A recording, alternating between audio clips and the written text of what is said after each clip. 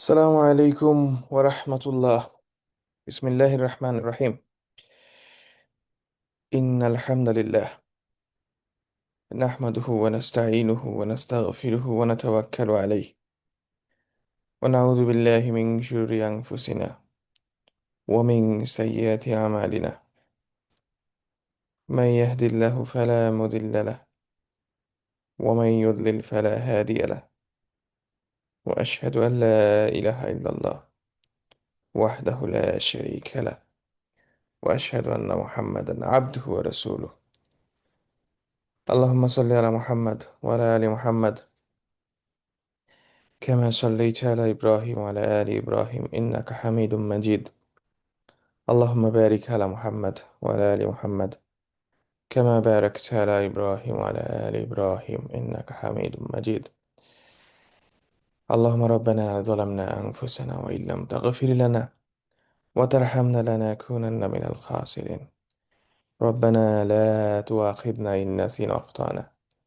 ربنا ولا تحمل علينا إصرا كما حملته على الذين من قبلنا. ربنا ولا تحملنا ما لا طاقة لنا به. واعف عنا واغفر لنا وارحمنا أنت مولانا فانصرنا على القوم الكافرين. رب ارحمهما كما ربياني صغيرا. ربي أوزعني أن أشكر نعمتك التي أنعمت علي وعلى والدي وأن أعمل صالحا ترضاه وأصلح لي بذريتي إني تبت إليك وإني من المسلمين. اللهم اجعلنا من الذين آمنوا وعملوا الصالحات وتواصوا بالحق وتواصوا بالصبر. اللهم إياك نعبد وإياك نستعين. رب اشرح لي صدري ويسر لي أمري واحلل عقدة من لساني يفقه قولي. إخواتي وأخواتي أحبتي في الله مرحبا بكم. আজকে ইনশাআল্লাহ আমরা সূরা আন-নাজিয়াতের 34 থেকে 41 নম্বর আয়াত পর্যন্ত পড়ব। তো 34 থেকে 41 নম্বর আয়াত পর্যন্ত আমাদের আরেকটা থিম ওয়াইজ যদি আমরা চিন্তা করি, তাহলে 41 আয়াত পর্যন্ত আরেকটা থিম, অর্থাৎ থিম নাম্বার 5। আমরা এই সূরা নাজিয়াতের প্রথমে যে আয়াতগুলো ছিল সেটা ছিল আমাদের প্রথম গ্রুপ অফ আয়াত, যে আল্লাহ তাআলা আহ, ফেরেশতাদের নিয়ে কসম করছেন, ওয়ান্নাজিআতি গারকা ওয়ান্নাশিতাতি নাশতা ওয়াসসাবিহাতি সাবহা ফাসসাবিগাতি সাবগা ফালমুদাব্বিরাতি আমরা। ফেরেশতাদেরকে বিভিন্নভাবে ডেসক্রাইব করে আল্লাহ সুবহানাহু ওয়া তাআলা কসম করেছেন। আকসাম আল্লাহ। এরপরে দ্বিতীয় থিমে ছিল হচ্ছে ইয়াউমুল কিয়ামার বর্ণনা, ইয়াউমা তারজুফুর রাজিফা থেকে। এরপরে সাইয়্যিদুনা মুসা আলাইহিস সালাম এবং ফিরআউনের যে ঘটনা সেটা শুরু হয়, হাল আতাকা হাদিসু মুসা ইয নাদাহু রাব্বুহু ইয নাদাহু রাব্বুহু বিল ওয়াদিল মুকাদ্দাসি তুয়া। এটা ছিল আমাদের 3 নাম্বার থিম। 4 নাম্বার থিম আমাদের শুরু হয়েছিল গত ক্লাসে, আমরা দেখছি আনতুম আশাদ্দু খালকান আমিস সামা বানাহা, এখান থেকে একদম মাতা আল্লাকুম আলিয়া আমিকুম পর্যন্ত। তো এই আয়াতগুলোতে গত ক্লাসে আমরা দেখছিলাম যে আল্লাহ তাআলা সৃষ্টি নিয়ে কিছু কথা বলছেন, যে আমাদের জন্য, মানুষের জন্য আল্লাহ তাআলা কি নিয়ামতগুলা দিয়েছেন সেটার একটা বর্ণনা আমরা দেখছি। যে আনতুম আশাদ্দু খালকান আমিস সামা বানাহা رفع سمكها فسواها وأغطش ليلها وأخرج ضحاها والأرض بعد ذلك دحاها أخرج منها ماءها ومرعاها والجبال أرساها متاعا لكم ولأنعامكم। তো এটা আমরা কতদিন পড়ছিলাম। আজকে আমাদের ইনশাআল্লাহ আমরা পড়ব 34 থেকে 41 নম্বর আয়াত। আউযু বিল্লাহি মিনাশ শাইতানির রাজিম। فإذا جاءت الطامة الكبرى يوم يتذكر الإنسان ما سعى وبرزت الجحيم لمن يرى فأما من طغى وآثر الحياة الدنيا فإن الجحيم هي المأوى وأما من خاف مقام ربه ونهى النفس عن الهوى فإن الجنة هي المأوى. সো এই 34 থেকে 41 পর্যন্ত যে 8টা আয়াত, 8টা আয়াতের মধ্যেও শর্ট যদি ধরেন, এর মধ্যেও 3টা স্পেসিফিক থিম আছে। প্রথমে যে 3টা আয়াত আছে 34, 35, 36, এইখানে তম্মাতুল কুবরা, এটা হচ্ছে এটার থিম। 37, 38, 39 হচ্ছে জাহিমে কারা যাবে তাদের একটা ডেসক্রিপশন, এবং 40 আর 41 জান্নাতে কারা যাবে তাদের একটা ডেসক্রিপশন। সো প্রথম তিনটায় তম্মাতুল কুবরা, এরপরে আল জাহিম, এরপরে আল জান্নাহ। এই থিমের আলোকে এই এই তিনটা গ্রুপ অফ আয়াত আছে এখানে। তো রাফলি যদি আমরা ট্রান্সলেট করি, ফাইদা জাআতি তাম্মাতুল কুবরা, অর্থাৎ যখন বড় দুর্যোগ, বড় ভয়াবহ যে ঘটনা, ভয়াবহ যে ক্যালামিটি, ডিজাস্টার, সেটা আসবে। অতঃপর যখন এই ভয়াবহ দুর্যোগটা আসবে, তম্মাতুল কুবরা যখন আসবে, ফাইদা জায়াতি তম্মাতুল কুবরা, ইয়াউমা ইয়াতাযাক্কারুল ইনসানু মা সা, ওই দিন মানুষ মনে করবে সে কিসের পেছনে ছুটছিল। অবুরিজাতিল জাহিমু লিমান ইয়ারা, যাদের যাদের দেখার কথা তাদের সামনে জাহিমকে প্রেজেন্ট করা হবে, জাহিমকে দেখানো হবে। আম্মা মান তগা, আর যে সীমা লঙ্ঘন করছিল, জুলুম করছিল, তগা করছিল, ও আসার আল হায়াতাদ দুনিয়া, এবং দুনিয়ার জীবনকে প্রাধান্য দিছে, ইন্নাল জাহিমা হিয়াল মাওয়া, তার আশ্রয়স্থল হবে জাহিম, তার মাওয়া হবে জাহিম। ওয়াম্মা মান খাফা মাকামা রাব্বি, আর যে ব্যক্তি তার রবের সামনে দাঁড়ানোকে ভয় করবে, ওয়ানাহান নাফসা আনিল হাওয়া, আর নফসকে হাওয়া থেকে বিরত রাখবে, অর্থাৎ নফসকে প্রবৃত্তিকে তার সব ধরনের হাওয়া বা খারাপ চাহিদা থেকে দূরে রাখবে। ইন্নাল জান্নাতা হিয়াল মাওয়া, তার আশ্রয়স্থল, তার মাওয়া হবে জান্নাত। এটা হচ্ছে ট্রান্সলেশন। তো আমরা এখন এটা একটু এক্সপ্লেন করি, একটু দেখি অর্থগুলা, ঠিক আছে? আচ্ছা, এইখানে যেটা, এই আয়াতগুলো খুব ইজি, বোঝার জন্য খুব সহজ। আমাদের বেশিরভাগ, আমার ধারণা আপনারা এটা পড়েই বুঝতে পারতেছেন কোনটার অর্থ কি। কিছু নতুন শব্দ আছে, সেগুলো আমরা পড়বো ইনশাআল্লাহ। তো প্রথমে যেটা ইদা, ইদা, প্লাস ইদা অর্থাৎ যখন, অতঃপর যখন ইদা, ইদা জাআত, যা আসবে, এটা আমরা জানি যা ইয়াজিউ। সো খুব ইজি, ইদা জাআত, যেহেতু তম্মা হচ্ছে এটার ফাইল, তম্মাতুল কুবরা, যেহেতু এটা একটা স্ত্রীবাচক শব্দ, সেই কারণে এটা জাআত হয়ে গেছে, একটা তাযোগ হয়ে গেছে, তানিস। সো ফাইদা জাআত, আসবে, কে আসবে? আর তম্মাতুল কুবরা, যখন তম্মাতুল কুবরা আসবে। যা আর আতা একই অর্থ, একই শব্দ, আসা। হাল আতাকা হাদিসু মূসা, তোমার কাছে কি বা আপনার কাছে কি মুসার ঘটনা আসছে, মুসার কথা আসছে, মুসার গল্প কি আপনি জানেন? এসেছে। ইদা জাআ নাসরুল্লাহি ওয়াল ফাতহ, যখন আল্লাহর সাহায্য আসবে। সিমিলারলি ইদা জাআ জাআতি তম্মাতুল কুবরা, তম্মাতুল কুবরা ইয়ানি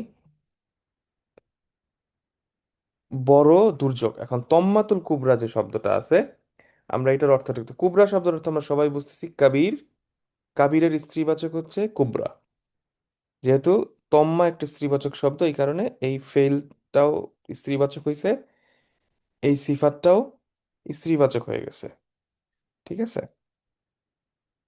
সো তাহলে তম্মাতুল কুবরা অর্থ কি, এটা আমরা তাহলে একটু দেখি প্রথমত। সো তম্মা যে শব্দটা আছে, এটা রুট দেখলেই বুঝতে পারতেছেন আপনারা, ত মিম মিম, তম্মা। আরবিতে তম্মা, তম্মা ইয়াতুম্মু, এইটা মানে তম্মা ইয়াতুম্মু তম্মুন, এইটা অর্থ হচ্ছে, তম্মা ইয়াতুম্মু তম্মুম মানে হচ্ছে কোনো কিছুকে, বন্যা যখন হয়, এই বন্যার সময় যেভাবে পানি চলে আসে, এইটাকে আরবিতে তম্মা বলা হয়।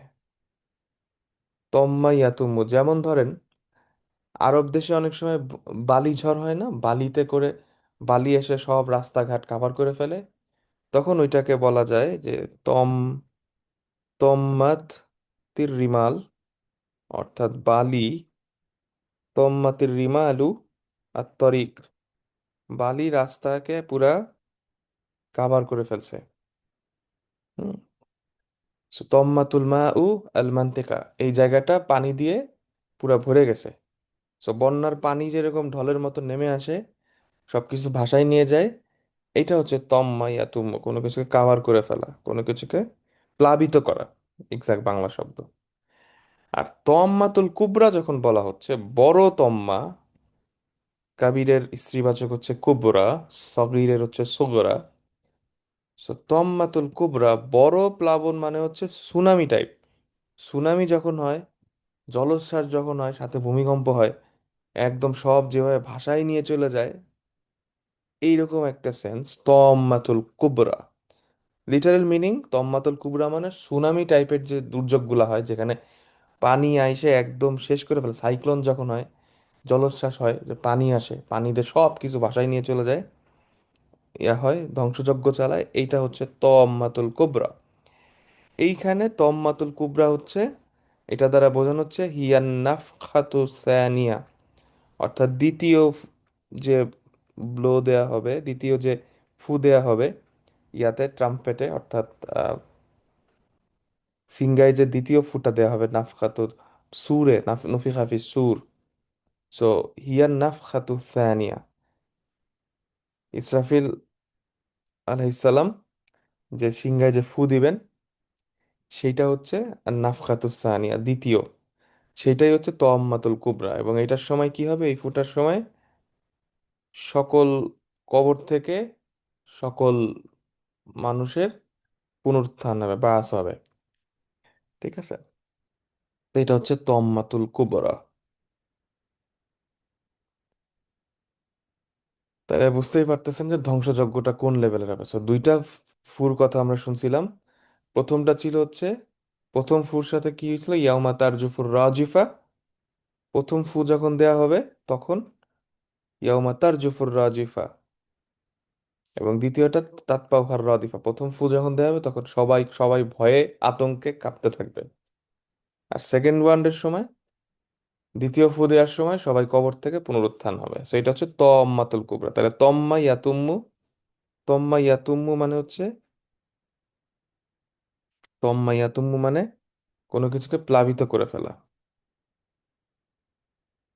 ঠিক আছে, এখান থেকে আসছে তম্মুন, প্লাবন। ঠিক আছে, তম্মুন তম্মাতুন। তাহলে আমরা জানলাম যে ফাইদা জায়াতি তম্মাতুল কুবরার অর্থ আমরা দেখলাম। এরপরে ইয়াউমা ইয়াতাযাক্কারুল ইনসানু মা সাআ, ইয়াতাযাক্কারু, ইয়াউমা, ইয়াউমা মানে ওই দিন, ফাযালিকাল ইয়াউম, ওই দিন, জরফ জামান, ওই দিন, অর্থাৎ যেদিনে যে তম্মাতুল কুবরা হবে, তারপরে ওই দিন কি হবে, ইয়াতাযাক্কার, মানুষ স্মরণ করবে। ইয়াতাযাক্কাল শব্দের অর্থ আপনারা জানেন, জিকির থেকে আসে, জাকারা ইয়াজকুরু থেকে, এটা আমরা জানি। জাকারা ইয়াজকুরু মানে স্মরণ করা। ঠিক আছে, জাকারা ইয়াজকুরু মানে স্মরণ করা, ওখান থেকে আসছে জিকির। তো জিকির মানে স্মরণ করা, মনে করা। জাক্কারা ইউজাক্কিরু মানে মনে করানো, জাক্কারা ইউজাক্কিরু মানে মনে করানো। ঠিক আছে, জাক্কারা ইউজাক্কিরু মানে মনে করানো। আর তাজাক্কারা, তাজাক্কারা মানে স্মরণ করা, তাজাক্কারা, তাজাক্কারা ইয়াতাজাক্কারা, এটা শব্দটা হচ্ছে তাজাক্কারা ইয়াতাজাক্কারা, মনে করা। তাজাক্কারা ইয়াতাজাক্কারা মানে মনে করা। ওকে, সো ইয়মা ইয়াতাজাক্কারু, ওই দিন মনে করবে, ভালো করে ক্লিয়ারলি মনে করবে। কে মনে করবে, আল ইনসান, ফাইলটা কি, ইনসান, মানুষ, মানুষ স্মরণ করবে। Human being will remember on that day, ইয়মা ইয়াতাজাক্কারুল ইনসান। কি স্মরণ করবে, মা সা, মা সা, কি স্মরণ করবে, মা সা। সা শব্দটা আমরা আগে পড়ছি, অনেকবার পড়ছি। সার লিটারাল মিনিং হচ্ছে more than walking, less than running, হাঁটার থেকে একটু বেশি, দৌড়ের থেকে একটু কম, এটাকে সাহা বলে। যেমন আমরা সাই করি উমরার সময়, হাজের সময়। আবার সাহার আরেকটা অর্থ হচ্ছে কোনো কিছুর দিকে ছোটা, ধাবিত হওয়া। যেমন ধরেন, ফর এক্সাম্পল, কেউ ক্যারিয়ারের পেছনে ছুটতেছে, কেউ টাকার পেছনে ছুটতেছে, কেউ খ্যাতির পেছনে ছুটতেছে, কেউ জ্ঞানের পেছনে ছুটতেছে। তো এই যে যে ছোটাছুটির যে ব্যাপারটা, মানুষ যে এইটা কি সা বলা হয়। অর্থাৎ ইংলিশে বলে স্ট্রাইভ করা, কোনো কিছুর পেছনে ছোটা, যেটা আপনি অর্জন করতে চান, যেটা আপনি পেতে চান। সা ইয়াসা, সুম্মা আদবারা ইয়াসা। অর্থাৎ ফেরাউন পৃষ্ঠ প্রদর্শন করলো, অর্থাৎ মুসার থেকে মুখ ফিরায় নিল, এবং তারপরে সে যেই জিনিস চিন্তা করতো, তার যে অবজেক্টিভ ছিল ওটার পিছিয়ে সে ছুটতে থাকলো। সা ইয়াসা। তাহলে বুঝতে পারছেন সা ইয়াসা অর্থটা কি? কেউ টাকার পেছনে ছুটি আমরা, কেউ আমরা ক্যারিয়ারের পেছনে ছুটতেছি, কেউ আমরা দেখা যায় যে ক্ষমতার পেছনে ছুটে, কেউ নেতার পিছনে ছুটতেছে। মানুষের ছোটাছুটির তো শেষ নাই। এই যে আমরা যা কিছু করতেছি, যেটার পেছনে ছুটতেছি, এইটাই হচ্ছে ওই দিন প্রত্যেকটা মানুষ এটা মনে করবে যে আমি আসলে কিসের পিছে ছুটলাম। ইয়াউমা ইয়াতাযাক্কারুল ইনসানু মা সা। অর্থাৎ ইউরাদু আলাল ইনসান আমালুহু, মানুষের সামনে তুলে ধরা হবে তার আমল সমূহ। ইউরাদু আলাল ইনসান, মানুষের সামনে প্রেজেন্ট করা হবে যে কি করছে সে। ঠিক আছে, সো ধরেন, just to give you an idea, Allah ভালো জানেন, বাট ইয়াউমা ইয়াতাযাক্কারুল ইনসানু মা সা। ধরেন একদম আমরা বসে আছি, আমার সামনে একদম একটা বিশাল স্ক্রিনে দেখানো হইতেছে আমি কি করছি, আমি কিসের পিছনে ছুটছি।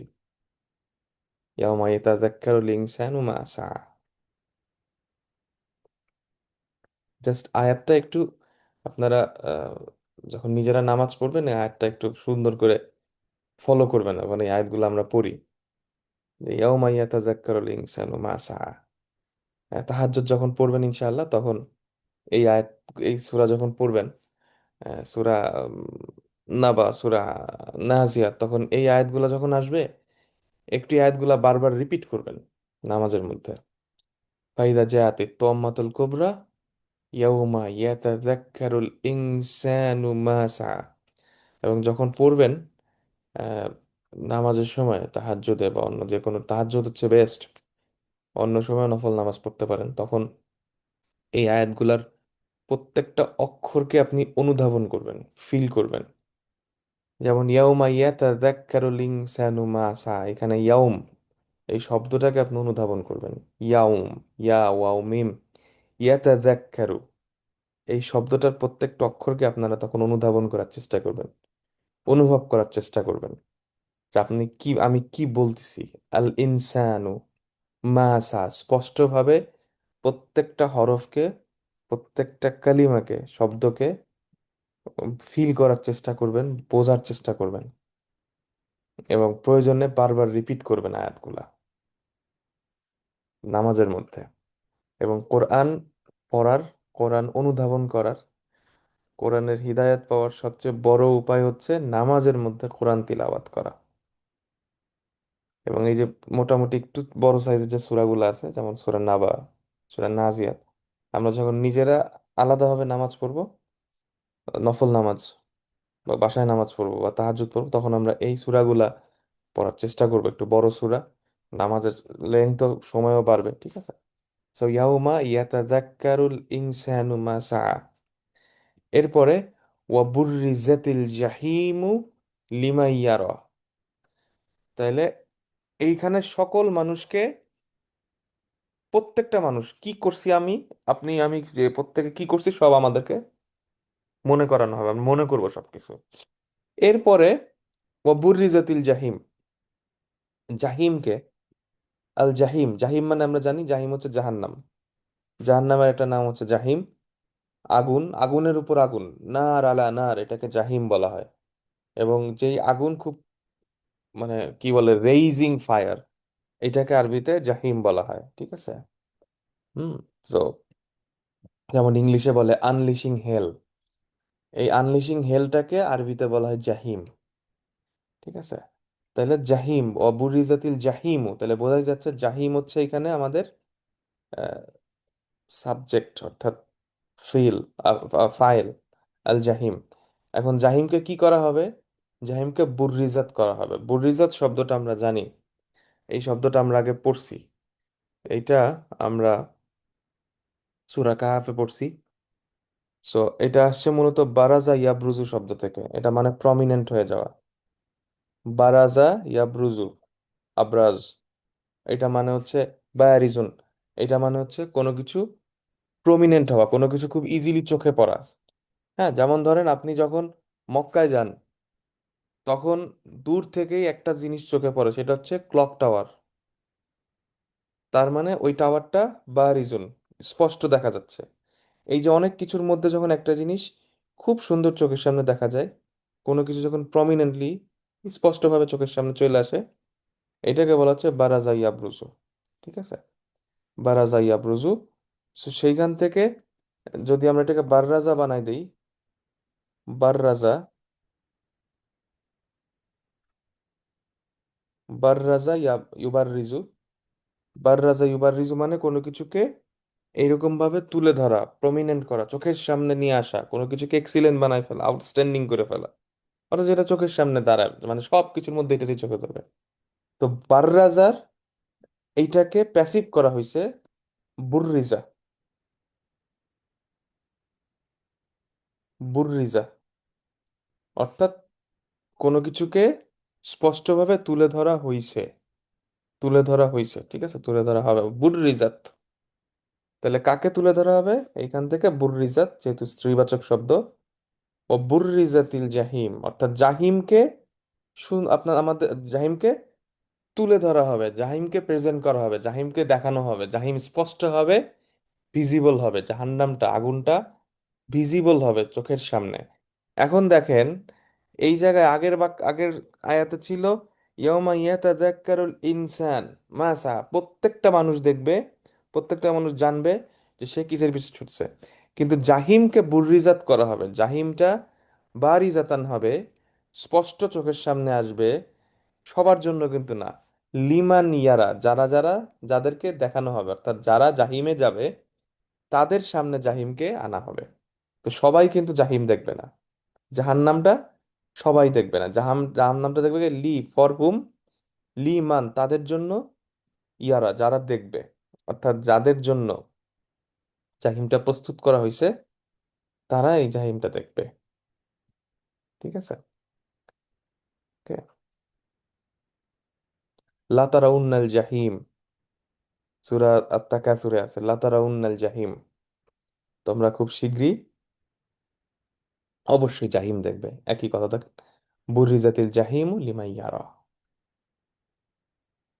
হ্যাঁ, একটু পরে আমরা দেখব যে সূরা আত-তাকাসুরে যে লাতারাউন্নাল জাহিম বলা হয়েছে, এখানে বুরিজাতিল জাহিম লিমান ইয়ারা, এবং সূরা তাকাসুর হচ্ছে আলহাকুমুত তাকাসুর, আমরা সেই জিনিসটা দেখবো যে লিঙ্কটা কোথায় এখানে। ঠিক আছে, এখন এটা হচ্ছে প্রথম অংশ, প্রথম গ্রুপ। এবার দ্বিতীয় গ্রুপে যাই আমরা। ফাম্মা মান তগা, আমি এটা খুব দ্রুত চলে যাব। আম্মা মান তগা, এটা আমরা জানি ইযহাব ইলা ফিরাউনা ইন্নাহু তগা।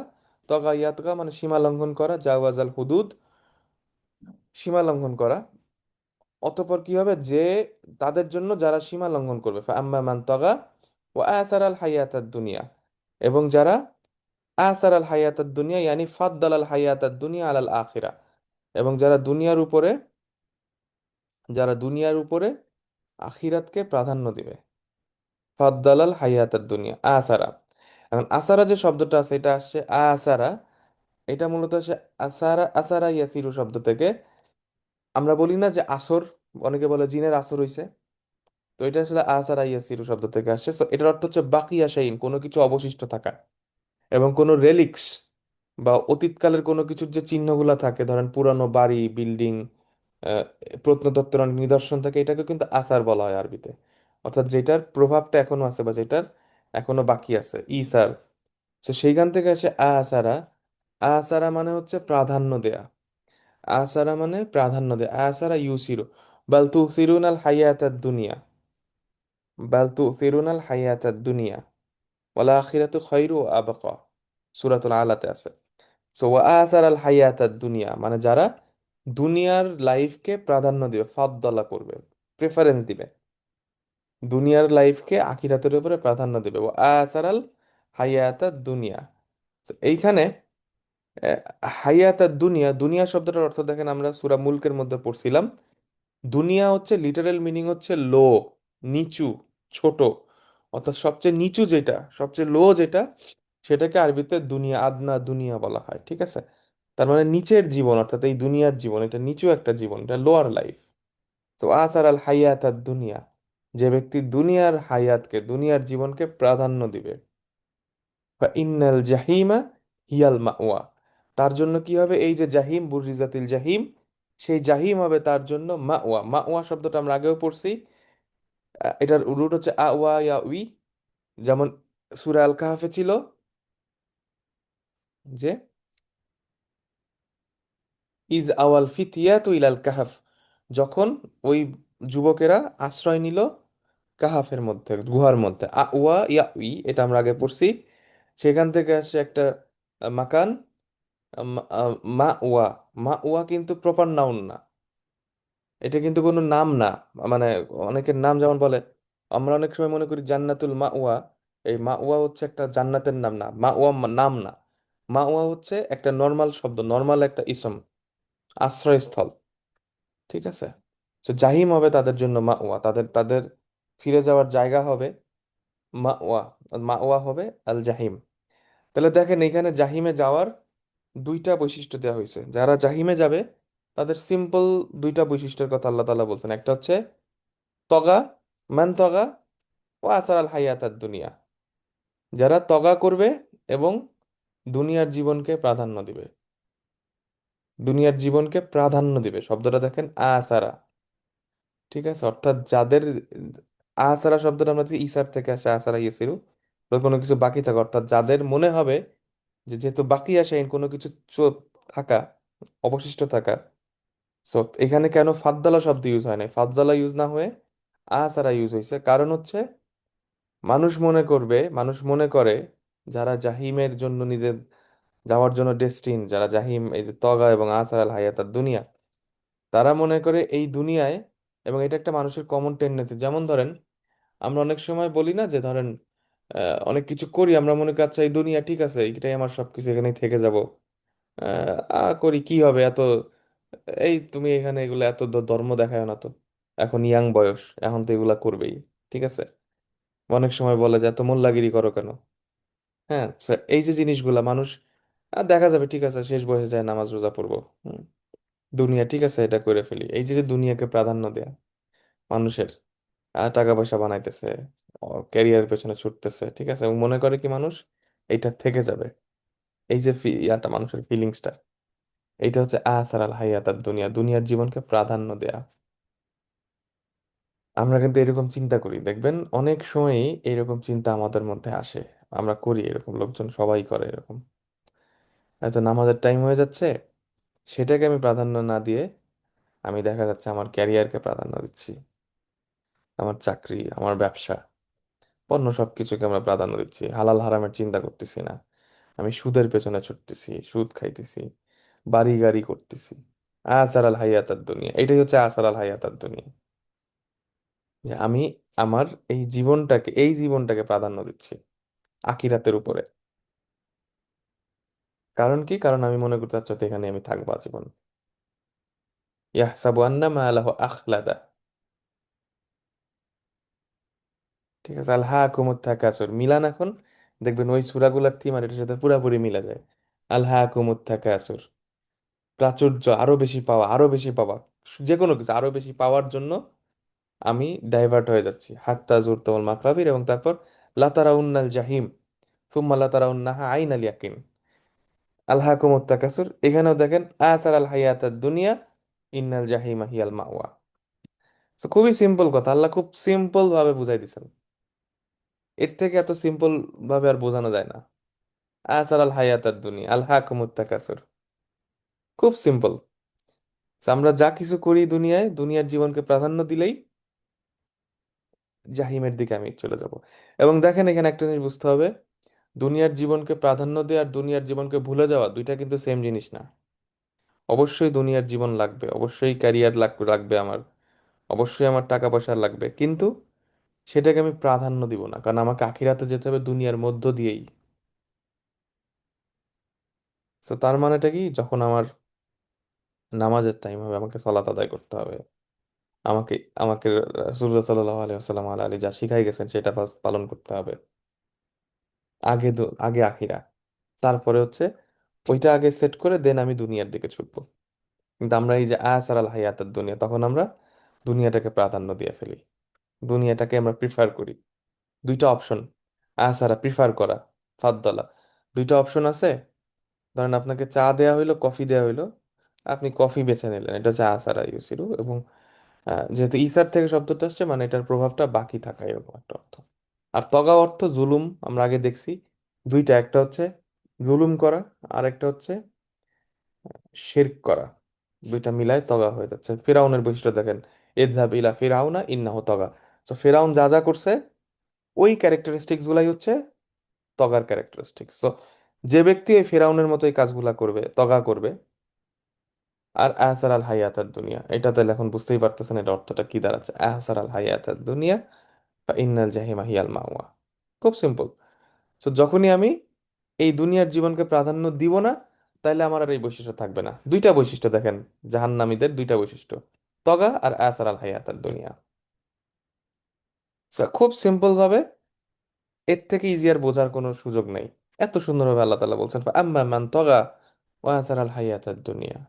দুইটা বৈশিষ্ট্য, এই দুইটা বৈশিষ্ট্য থাকলে ফা ইন্নাল জাহিমা হিয়াল মাওয়া, তার জন্য জাহিম হবে তার মাওয়া। তো এইটা ছিল জাহিমেরটা। এবার আমরা যাই জান্নাতের বৈশিষ্ট্য। জান্নাতের বৈশিষ্ট্য কি? জান্নাতবাসীদের বৈশিষ্ট্য, ওয়া আম্মা মান খাফা মাকামা রাব্বি ওয়া নাহান নাফসা আনিল হাওয়া ফা ইন্নাল জান্নাতা হিয়াল মাওয়া। আল্লাহুম্মা ইন্না নাসআলুকাল জান্নাহ ওয়া নাউযু বিকা মিনান নার। আল্লাহুম্মা সাল্লি ওয়া সাল্লিম ওয়া বারিক আলা মুহাম্মাদ ওয়া আলা আলি মুহাম্মাদ। সো আম্মা মান খাফা, এবং অতঃপর তার জন্য, আম্মা অ্যাজ ফর হিম, মান খাফা, যে ভয় করবে, মান খাফা, খাফা তো বুঝতেছেন ভয় করবে, খাফা যে ভয় করবে, কি ভয় করবে? এখানেও দুইটা বৈশিষ্ট্য, যারা জান্নাতে যাবে তাদের, ফা ইন্নাল জান্নাতা হিয়াল মাওয়া, আগেরটা ছিল ফা ইন্নাল জাহিমু, ফা ইন্নাল জাহিমা হিয়াল মাওয়া, ফা ইন্নাল জান্নাতা হিয়াল মাওয়া।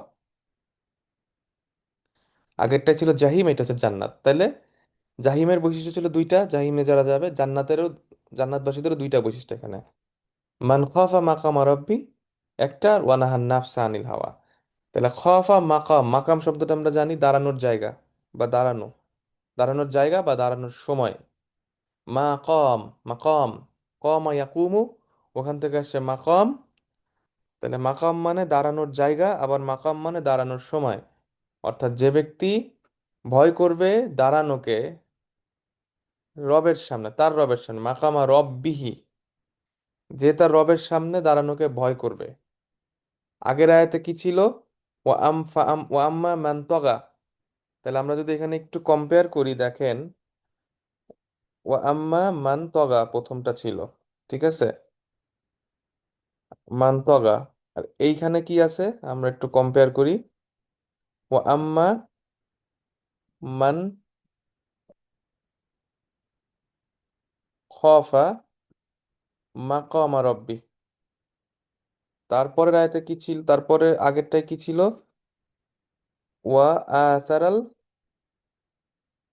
হায়াতা দুনিয়া, দুনিয়ার জীবনকে প্রাধান্য দিবে। ঠিক আছে, আমরা একটা কম্পারিজন করতেছি এখানে, হ্যাঁ। আর এখানে আছে ওয়ানাহান নাফসা আনিল হাওয়া, মানে বৈশিষ্ট্যগুলাকে বোঝার জন্য আমরা পাশাপাশি রাখলাম, ঠিক আছে। এরপরে কি আছে? এখানে ছিল ইন্নাল জাহিমা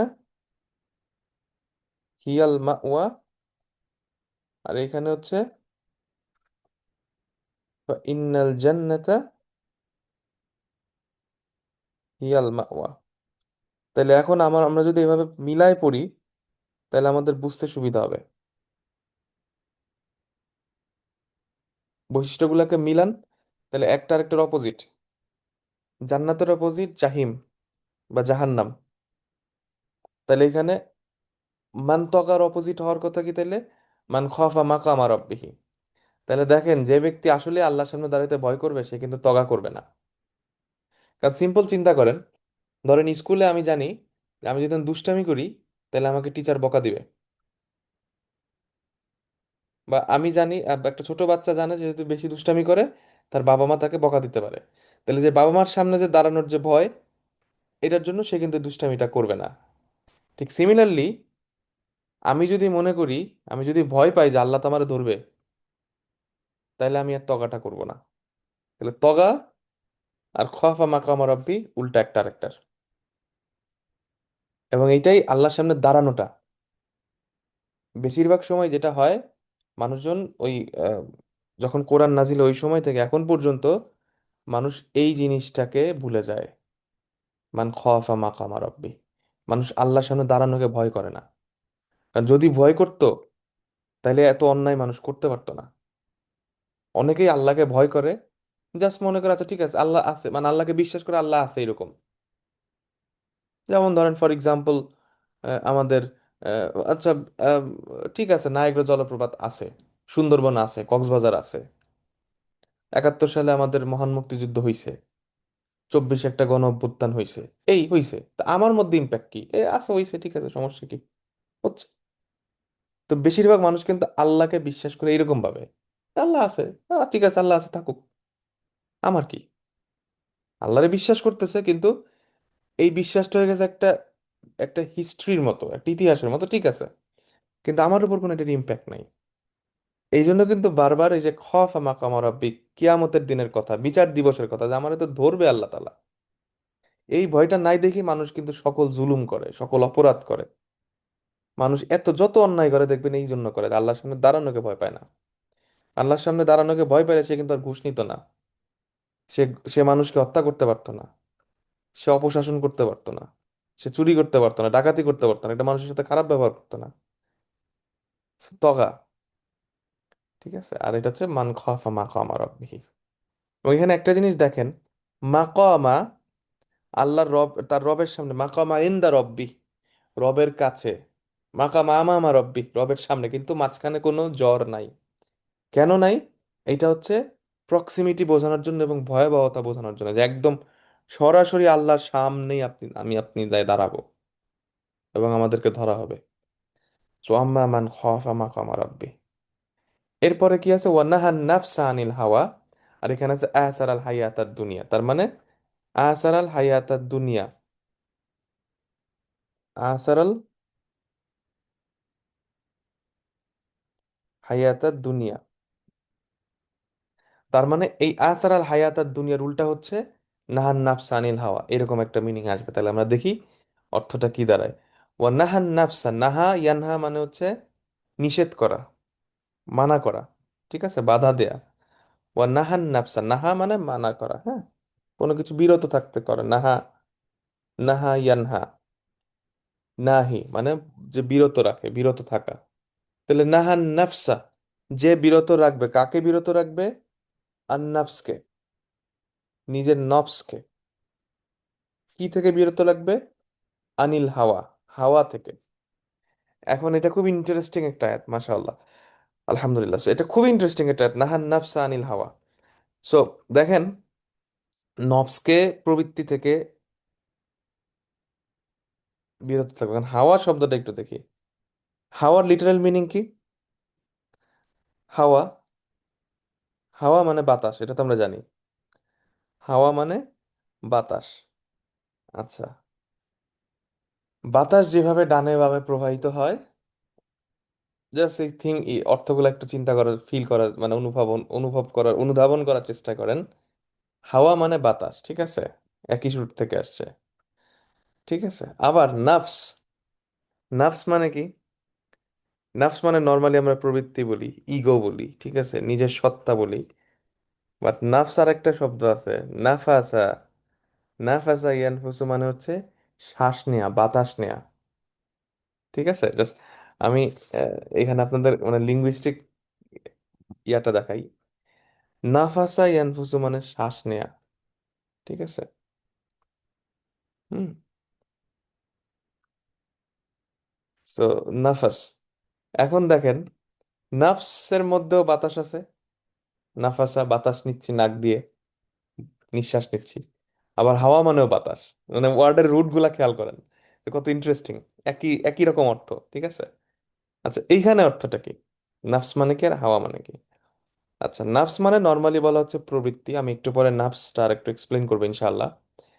নাফস মানে প্রবৃত্তি, নিজেকে, নিজের প্রবৃত্তিকে, হ্যাঁ, নিজের ইগোকে, নিজের নাফসকে। আনিল হাওয়া, হাওয়া শব্দের আরেকটা অর্থ হচ্ছে হাউইয়া ইয়াহওয়া, মানে হচ্ছে ভালোবাসা, কোনো কিছুকে ভালোবাসা। ঠিক আছে, অ্যাট্রাকশন, যেটা দ্বারা আপনি অ্যাট্রাকশন ফিল করবেন। হুম, যেটার জন্য মানুষ ভালোবাসা ফিল করে সেটাকে বলা হয় হাউইয়া ইয়াহওয়া থেকে আল হাওয়া, মানে ভালোবাসা, অ্যাট্রাকশন, আকর্ষণ। তাহলে যে ব্যক্তি নিজের নফসকে অ্যাট্রাকশন থেকে, হাওয়া থেকে, চাহিদা থেকে, যেটা আমি ডিজায়ার করি, ভালোবাসি, সেইটা থেকে বিরত রাখবে। ঠিক আছে, এখন দেখেন আসারাল হায়াতার দুনিয়া আর ওয়ানাহান নাফসা আনিল হাওয়া মিলে কিনা, এখন দেখেন দুইটা অপোজিট। ঠিক আছে, এখন এই জায়গাটা একটু দেখি যে নাফসা আনিল হাওয়া মানেটা কি আসলে। নফস যেটা চায়, নফসের যে অ্যাট্রাকশন, সেই জিনিসটা। ওয়ানাহান নাফসা আনিল হাওয়া, আল্হা কুমুত তাকাসুর, মিলান এখন। বেশি পাওয়ার চিন্তা তোমাদেরকে ডাইভার্ট করে ফেলছে। হাত্তা জুরতুমুল মাকাবির। ওয়ানাহান নাফসা আনিল হাওয়া আসার আল হায়াতাদ দুনিয়া। এই আয়াতগুলা কানেক্ট করেন, একটার সাথে একটা মিলান, দেখবেন পুরা ছবিটা আমাদের চোখের সামনে স্পষ্ট ভেসে উঠবে আসলে জিনিসটা কি বোঝাচ্ছে। ওয়ানাহান নাফসা আনিল হাওয়া, অ্যাট্রাকশন থেকে, চাহিদা থেকে নিজের নফসকে বিরত রাখবে। এখন এই নফস আনিল হাওয়া জিনিসটা কি? নফস, তাহলে নফস কি চায়? নফসকে হাওয়া থেকে বিরত রাখা, নফসের চাহিদা থেকে বিরত রাখা। তাহলে আমাদের একটু দেখতে হবে যে নফস আসলে কি, এবং এটা যে করবে তার কি হবে, ফাইনাল জান্নাতা হিয়াল মাওয়া, তার আশ্রয় হবে জান্নাতে, সে জান্নাতে যাবে। ঠিক আছে, খুব সিম্পল। তাহলে এখন আমরা একটু দেখি নফস আসলে কি চায়। ঠিক আছে, এখানে একটা ডিসকাশন, এটা বোঝার জন্য করতেছি, আল্লাহ ভালো জানেন। আমি জাস্ট আপনাদেরকে এটা বোঝানোর জন্য, তিনটা জিনিস আছে: নাফস, কলব আর রূহ। লিটারেল মিনিং এ নাফসকে বলা হয় হচ্ছে ইগো বা সেলফ বা প্রবৃত্তি, সত্তা। কলবকে বলা হয় হচ্ছে হৃদয় বা হার্ট। আর রূহ হচ্ছে আত্মা। ঠিক আছে, এটা হচ্ছে আমরা লিটারেলি মিনিং করি। এখন এই তিনটার মধ্যে পার্থক্য কি? হ্যাঁ, এই জিনিসটা একটু বুঝলে আমাদের ইসলামের অনেক কনসেপ্ট ইজি হয়ে যাবে, অনেক কনসেপ্ট ইজি হয়ে যাবে। ঠিক আছে, তো প্রথমত আমরা দেখি রূহ জিনিসটা কি। রূহ, কোরআনে আল্লাহ তাআলা বলছেন রূহ কি? রূহ হচ্ছে আমরু রব্বিক, যে তোমার রবের অর্ডার, আমর, রবের যে হুকুম, সেটাকে বলা হচ্ছে রূহ। রবের অর্ডার, আমরু রব্বিক, তোমার রবের যে হুকুম, রবের যে অর্ডার, সেটাকে বলা হয় রূহ। সেটাকে আমরা বাংলায় বলি আত্মা, ইংরেজিতে বলে স্পিরিট বা সোল। ঠিক আছে, আচ্ছা, এখন এটা হচ্ছে রূহ। তাহলে দেখেন রুর খেলাটা কোন জায়গায় একটু দেখি। যখন একটা মানুষ মারা যায়, তখন কি বলবে? কেউ কিন্তু বলে না উনি মারা গেছে, বলে ওনার লাশ, উনি আছে বলে ওনার লাশ। তাই না? খেয়াল করে দেখবেন, কেউ বলে না যে উনি ওনার বডি, মানে উনি, বলে ওনার লাশ, ওনার শরীর। তাহলে উনিটাকে, বা সবই আছে দেখেন, একটা মৃত ব্যক্তির কিন্তু সব আছে, হাত পা সব কিছু আছে, তাহলে কি নাই? সে হাত নাড়াইতে পারতেছে না, তার ঠোঁট নড়তেছে না, তার চোখ নড়তেছে না, তার নিঃশ্বাস হচ্ছে না। কেন হচ্ছে না? কারণ ওই মুহূর্তে তার উপর থেকে আল্লাহর কমান্ডটা চলে গেছে, রুহ, আমরু রব্বিক, ওইটা চলে গেছে। এইটা হচ্ছে রুহ, আল্লাহর অর্ডার, আল্লাহর হুকুম। তো আমি যে হাত নাড়াচ্ছি, আমি যে কথা বলতেছি আপনাদের সামনে, আপনারা যে যখন বসে আমার কথা শুনতেছেন, হয়তো মোবাইল দেখতেছেন, কম্পিউটার দেখতেছেন বা অন্য কোনো কাজ করতেছেন, এই যে কাজ করার যে অর্ডার, এটাই হচ্ছে রুহ, আমরু রব্বিক, আল্লাহর হুকুম। এটা হচ্ছে আল্লাহ হুকুম দিছে দেখে আমি এটা করতে পারতেছি। যখন আমার শরীরের মধ্যে এই আমরু রব্বিক, রব্বি থাকবে না, আমার রবের আমর থাকবে না, তখন আমি আমি ডেড, আমি মৃত। তাহলে একটা মৃত আর একটা জীবিত ব্যক্তির মধ্যে ডিফারেন্স হচ্ছে রুহ। এবং এই রুহর যে রুট ওয়ার্ড, র, ওয়াও, হা বা রিহ বা রুহ যেভাবে বলেন, এটা একটা জিনিস একটু খেয়াল করবেন। রুহ হচ্ছে আমরু রব্বে, আল্লাহর হুকুম, সো আল্লাহর সাথে কানেক্টেড, ডিভাইন। রুহ ইজ সামথিং ডিভাইন। রুহর সাথে রিলেটেড আরো কিছু শব্দ আমরা দেখি। রিহ, রিহ মানে হচ্ছে প্রশান্তির বাতাস, ঠান্ডা বাতাস। মিরওয়াহ মানে ফ্যান, যেটাতে ঠান্ডা বাতাস বেরোয়। তারাবি, আস্তে আস্তে করা, প্রশান্তি। হুম। রৌহুন ও রিহুন, এগুলো সবই প্রশান্তি, ঠান্ডা, কুল, পজিটিভ, রিল্যাক্স, চিল। এইটাই হচ্ছে এই র, ইয়া, হা বা র, ওয়াও, হা শব্দ রিলেটেড যে শব্দগুলো আছে। তাহলে রুহ জিনিসটা এরকম, এটাও প্রশান্তি, ঠান্ডা, ভালো, রিল্যাক্স, চিল, একটা সুন্দর ট্র্যাঙ্কুইলিটি, সিরিনিটি, বিশুদ্ধতা, পবিত্রতা, প্রশান্তি। এইগুলো হচ্ছে রুহর সাথে কানেক্টেড, যদি আমরা অর্থের দিক থেকে চিন্তা করি। এবং রুহ, এটা ডিভাইন, এটা নূর দ্বারা ফিড হয়। রুহকে নারিশ করে নূর। রুহকে নারিশ করতেছে কে? নূর নারিশ করতেছে। আমি এই শব্দগুলো এখানে লিখে রাখি, যাতে পরে আপনাদের রেফারেন্সের সুবিধা হয় বুঝতে। রুহকে নারিশ করে হচ্ছে নূর। সেই নূরটা কি? নূরটা হচ্ছে কোরআন, নূরটা হচ্ছে ঈমান, নূরটা হচ্ছে সলাত আর সাদাকা। এগুলা সব হচ্ছে রুহকে নারিশ করে, রুহকে নূর দেয়। এবং এগুলো সব আল্লাহর সাথে কানেক্টেড, ডিভাইন, উপর থেকে আসে। আর নাফস হচ্ছে প্রবৃত্তি বা ইগো, যেটা নাফাসা। এইখান থেকে একটা শব্দ আছে যেটা আপনাদের বুঝতে সুবিধা হবে, বোঝার জন্য বলতেছি। নাফাসা ইউনাফিসু মানে প্রতিযোগিতা করা, কম্পিটিশন করা।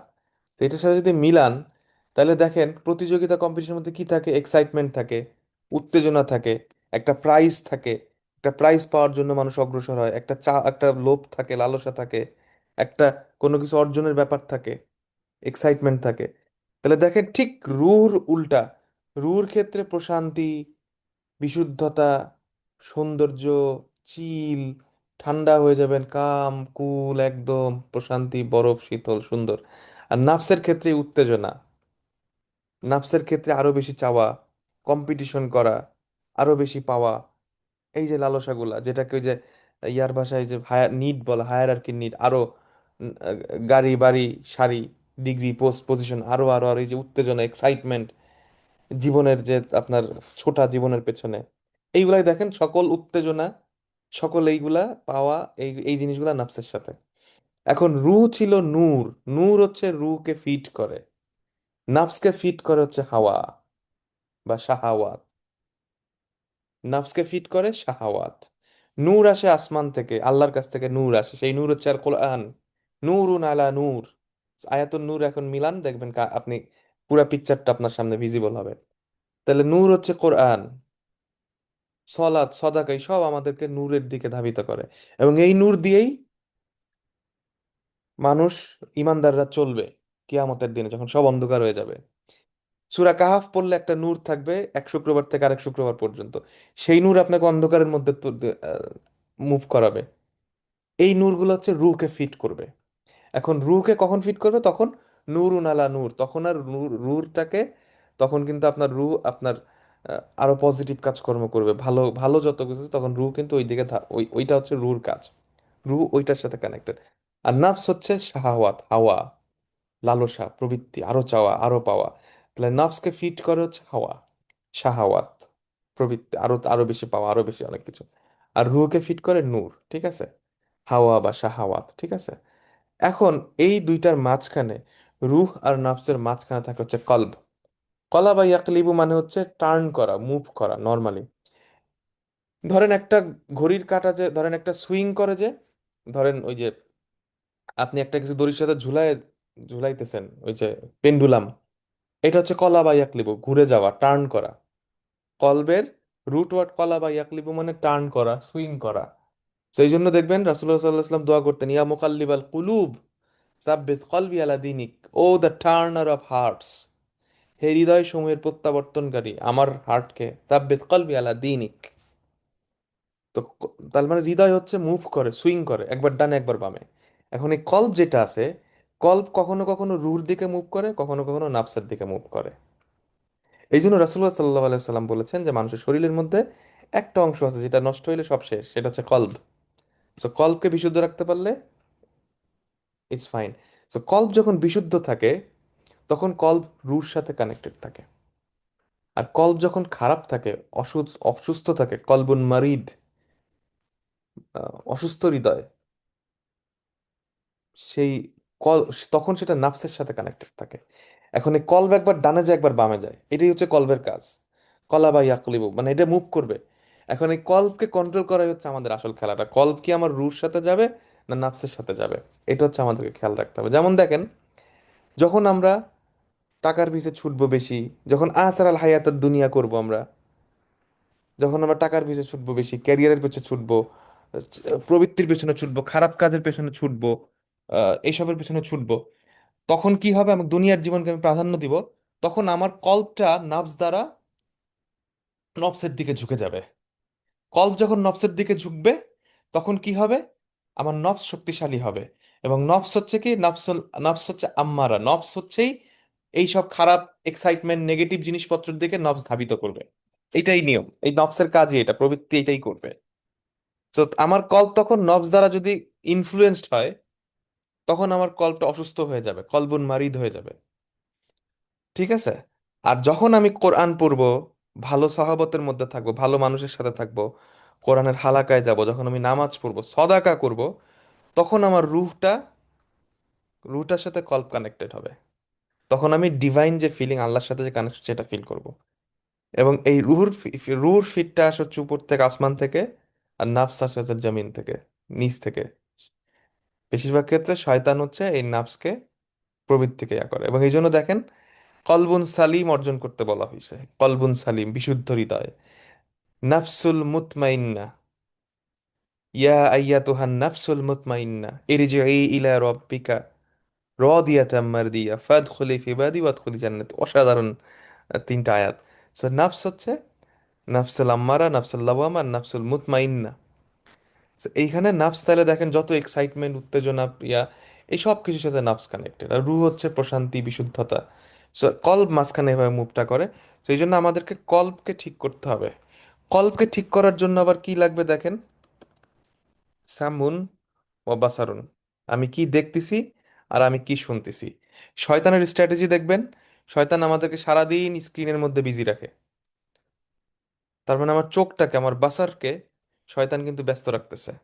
তো যদি আমি সারাদিন ফেসবুকে থাকি, সারাদিন আমি টিভি দেখি, সারাদিন আমি অশ্লীল জিনিসপত্র দেখি, তখন ন্যাচারালি এইগুলো আমাকে নাফসকে, নফসের হাওয়ার দিকে, প্রবৃত্তির দিকে নিয়ে যাবে। একইভাবে সারাদিন যদি ধরেন আমি খালি ক্যারিয়ারের পেছনে ছুটি, আমি ব্যবসা বাণিজ্য চাকরি এগুলোর পেছনে ছুটি, কিন্তু আমি নামাজের টাইমে নামাজকে প্রাধান্য দিচ্ছি না, রোজাকে প্রাধান্য দিচ্ছি না, তখন আমি, আমার নাফস তখন এই হাওয়ার পেছনে আমি ছুটে গেলাম। ঠিক আছে? তাহলে সামন এবং বাসারন, এবং দেখবেন আমি কি শুনতেছি, কি দেখতেছি, এটা আমার কল্পকে প্রভাবিত করতেছে। এই জন্য ওয়ানাহান নাফস আনিল হাওয়া। তার মানে নাফস যে জিনিসগুলো চায়, নাফস চায় হচ্ছে উত্তেজনা, নাফস চায় ইনস্ট্যান্ট গ্র্যাটিফিকেশন। হ্যাঁ, যেমন ধরেন, নফস কি বলতেছে? আচ্ছা ঠিক আছে, উম, ঠিক আছে, একবারই তো মেয়েটার দিকে একবারই তাকাও, তাকাও না, একটু সমস্যা কি, একবার তাকাও, অসুবিধা নেই। আচ্ছা এক ঢোক খাও মদ, অসুবিধা নেই, আরে একটু সুদ খাইলে কি সমস্যা, আল্লাহ মাফ করে দিবেন। এটা সব জায়গায় চলতেছে। এই যে যে নফসের যে প্রবৃত্তির যে শাহাওয়াত গুলা, এই যে এক্সাইটমেন্ট গুলো, ইনস্ট্যান্ট গ্র্যাটিফিকেশন করা সাথে সাথে এই মুহূর্তে, ওই যে বলে না কি আছে জীবনে, মরে গেলে হাড্ডি। অ্যাবসলিউট একটা বাজে কথা। কি আছে জীবনে মানে ভাই, জীবনে যদি আমি ঠিকভাবে না করতে পারি, আমার তো মরে গেলে হাড্ডি না, মরে গেলে তো সাইজ করবে আল্লাহ তালা। জিন্নাল জাহিমা হিয়াল মাওয়া হবে, তখন কি হবে? তো এই জন্য যারা এই দুনিয়াকে প্রাধান্য দেয়, দুনিয়ায় সবকিছু ঠিক আছে, এই যে এইটাই হচ্ছে নফসের গোলামি করা, তখন হয়ে যায়, তখন নফসের গোলাম হয়ে যায়। নফসকে কন্ট্রোল করার থেকে নফসের গোলাম হয়ে যায় মানুষ। ঠিক আছে? এই জন্য চোখ এবং কানকে যদি আমরা হেফাজত করতে পারি, তখন আমার কল্প স্ট্রং থাকবে।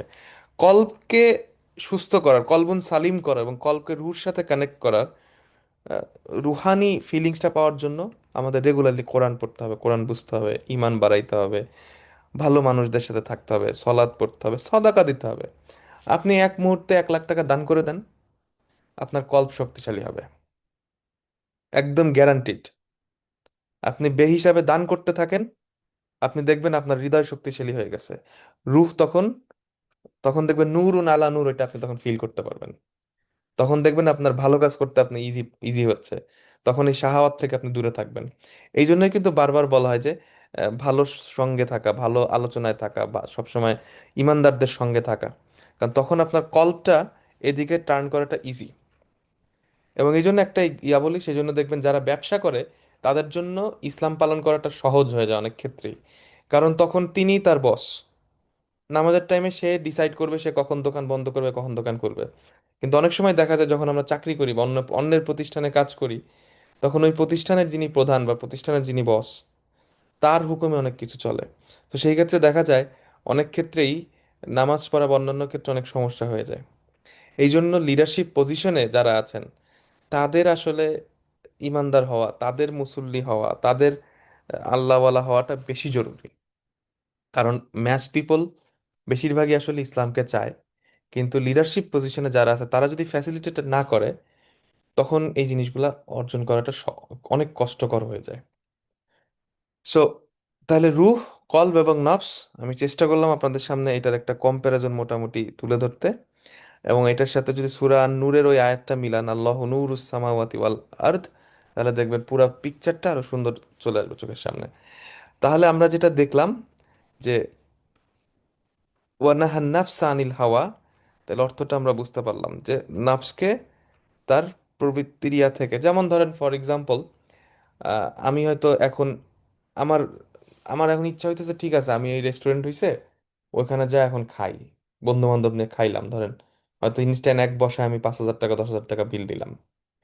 এইটা হইলো যেটা, এটা কোনো সমস্যা নেই, বাট এটাও কিন্তু আমাকে নাফস আনিল হাওয়া, আমার কিন্তু প্রবৃত্তির দিকে আমি চলে যাচ্ছি। ঠিক আছে, আমি একটু কন্ট্রোল করি, আমি এখানে 5,000 টাকা খরচ না করে আমি হয়তো 3,000 টাকা খরচ করলাম, 2,000 টাকা আমি কোথাও দান করলাম, সাদাকা করলাম। তো জিনিসগুলো অনেকটা এরকম। নফস আনিল হাওয়া, আরো বেশি চাওয়া, অর্থাৎ যে জিনিসগুলো মানুষ ভালোবাসে সেগুলা থেকে নিজেকে দমায় রাখা, প্রবৃত্তিকে দমন করা। তো এই হচ্ছে জিনিসটা। তাহলে আলহামদুলিল্লাহ আমরা যেটা দেখলাম, সো আজকের আয়াতে, যে ফাইদা জায়াতি তাম্মাতুল কুবরা ইয়াউমা ইয়াতাযাক্কারুল ইনসানু মা সা ওয়া বুরিজাতিল জাহিমু লিমান ইয়ারা ফাআম্মা মান তাগা ওয়া আসারাল হায়াতাদ দুনিয়া, এই বৈশিষ্ট্য দুটো যার মধ্যে থাকবে, ফাইনাল জাহিমা হিয়াল মাওয়া। আর ওয়া আম্মা মান খাফা মাকামা রাব্বিহি ওয়া নাহান নাফসা আনিল হাওয়া ফাইনাল জান্নাতা হিয়াল মাওয়া, যে ব্যক্তি আল্লাহর সামনে দাঁড়ানোকে ভয় করবে এবং নাফসকে হাওয়া থেকে বিরত রাখবে, তার ইয়া জায়গা হবে জান্নাতে। তাহলে খুব সিম্পল ভাষায় আল্লাহ তাআলা এখানে বলছেন, খুবই সুন্দর ইজিলি বোঝা যায়, কিন্তু আমরা এগুলা পড়ি কিন্তু আমাদের উপর রিফ্লেকশনটা হয় না। রিফ্লেকশনটা কেন হয় না? কারণ আমরা নাফসের গোলামি করে ফেলি বেশিরভাগ টাইমেই। ঠিক আছে, এবং নফস দেখবেন সবসময় এক্সাইটমেন্ট করবে, এই মুহূর্তে যেটা দরকার ইনস্ট্যান্ট গ্র্যাটিফিকেশন এটা। আর রূহ হচ্ছে ঠান্ডা প্রশান্ত, একদম চিল। এবং এই জন্য দেখবেন যে আহ, যেমন আমি নাম বলবো না, একজন খুব ফেমাস একজন মুফতি, খুবই ফেমাস, ওনার সাথে আমার একবার দেখা হয়েছিল। খুবই ফেমাস, নাম বললে সবাই চিনে যাবে, খুবই ভালো মানুষ, হাফিজাহুল্লাহ। তো ওনার সাথে যেদিন আমার প্রথম দেখা হইলো, মানে এত সুন্দর, মানে চেহারা থেকে মনে হচ্ছে যে এত সুন্দর দেখতে, গেলাম মনে হচ্ছে একটা প্রশান্তি, চিল। তার সাথে যখন হ্যান্ডশেক করলাম, উনি আমার সাথে কথা বললেন, এত ভাল লাগলো। মানে অনেকটা ধরেন ওই দরবেশের মতো, যে এত ভালো, গেলেই ভাল লাগে। কিছু মানুষ আছে না, ধরেন খুব গেলেই দেখলে ভাল লাগে, সুন্দর চমৎকার একটা প্রশান্তি, হৃদয় ঠান্ডা হয়ে যায়, ঠিক এইরকম। সো এই জিনিসগুলো কিন্তু এরকম হবে যে আপনি প্রশান্তি লাভ করবেন। রুহ মানেই হচ্ছে প্রশান্ত, একদম কুল, এক্সাইটমেন্ট নাই, ঠান্ডা, রিল্যাক্স। তো এই জিনিসগুলো খেয়াল রাখবেন। তো যেখানেই ধরেন এরকম এক্সাইটমেন্ট থাকবে, উত্তেজনা থাকবে, বেশি চাওয়া বেশি পাওয়া, এগুলা করতে গেলেই মনে করবেন যে সমস্যা। আহ, আমাদেরকে আসল যে আমার ফোকাস, সেখান থেকে আমরা কিন্তু দূরে সরে যাচ্ছি। এবং তার মানে কিন্তু আবার বলতেছি, ভুলে যাবেন না যে এই আহসারাল হায়াতাত দুনিয়া মানে কিন্তু দুনিয়াকে প্রাধান্য দেয়া, দুনিয়াকে দুনিয়াকে ভুলে যাওয়া না। তার মানে আমি ব্যবসা বাণিজ্য সব ছাড়ে দেবো, ব্যাপারটা কিন্তু তা না। আমাদেরকে অবশ্যই কঠোর পরিশ্রম করতে হবে, কোটিপতি হইতে হবে, অনেক টাকা কামাইতে হবে, কিন্তু অবশ্যই সেটাকে প্রাধান্য দেওয়া যাবে না, এটাকে আল্লাহর জন্য করতে হবে। এটাই হচ্ছে মেইন চ্যালেঞ্জটা। যাই হোক, আমাদের আজকের আলোচনা এই পর্যন্তই। আজকে আমরা আপনাদের সামনে অনেক কিছু তুলে ধরার চেষ্টা করছি। ভুল কিছু হয়ে থাকলে এটার দোষ পুরোপুরি আমার, আল্লাহ আমাদের সেই ভুলটা ক্ষমা করে দিন। আর যা কিছু ভালো আজকে বলছি করছি সব আল্লাহর জন্য, আলহামদুলিল্লাহ রাব্বিল আলামিন। আল্লাহ তৌফিক না দিলে এটা আমাদের পক্ষে করা সম্ভব ছিল না। আজকে আমরা এখানে শেষ করতেছি। সুবহানাক আল্লাহুম্মা বিহামদিক, আস্তাগফিরুকা ওয়া আতুবু ইলাইক। আসসালামু আলাইকুম ওয়া রাহমাতুল্লাহি ওয়া বারাকাতুহু।